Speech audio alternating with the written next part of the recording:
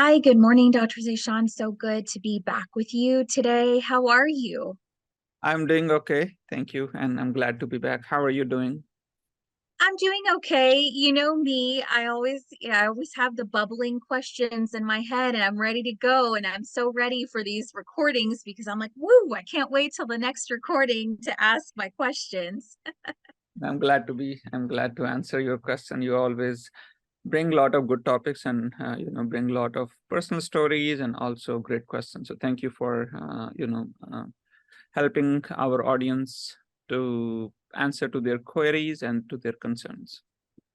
Absolutely. It's such a I don't know, we talk about it and then we don't talk about it. I feel so alone sometimes in these things. And even though we talk to parents, I feel like it's such a surface conversation that I really enjoy having these topics and really discussing a lot more. So I'm going to dive right in. I think with school being now in the full swing of things, we're into fall now. And so I just see a lot of the troubles that I start to see with my son, who I've mentioned before is on the spectrum and has some different ways of learning. And so my question today is, what do we mean by learning difference, and how do they differ from disabilities or disorders?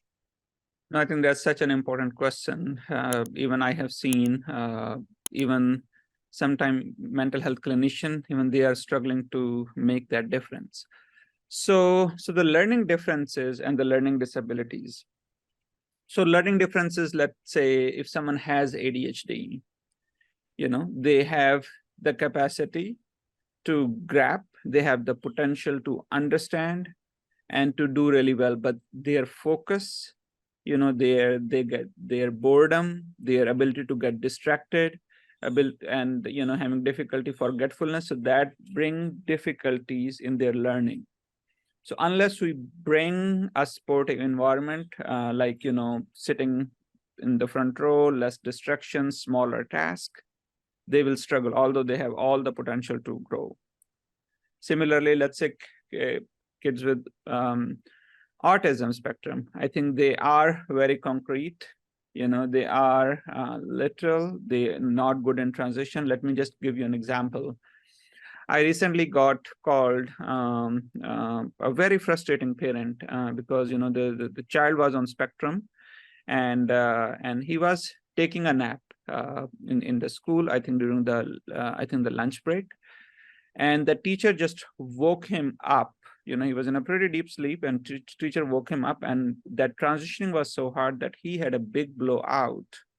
A really good student, academically was excelling, but just struggling with that transition to the point that they have to call the crisis, they have to call the mom, and so unless we understand those, so those are learning differences. Similarly, kids with who struggle with history of sexual abuse, all those intrusive thoughts. Kids who struggle with anxiety, a lot of worrying going on in their head. What's going to happen when I go back? What's going to happen when the next text? What's going to happen if I will be able to perform on the stage? So all those things, so unless we address those worry, we will not be able to help them to learn properly. So those are learning differences and different way that, because of their own,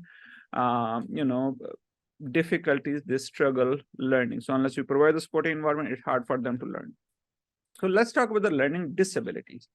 So learning disabilities are very specific and characteristic difficulties in certain areas. So no matter, even if we provide the supportive environment, even if we provide, the noise cancellation, even we provide the medication to treat ADHD, even we provide the ABA, but if they have learning disabilities, like if they struggle in math, if they struggle in reading, the letters are coming as funny, or if they struggle in writing, if they struggle in, the English comprehension. So, and how we differentiate it. So there's a significant difference consistently in their academic performance in that area.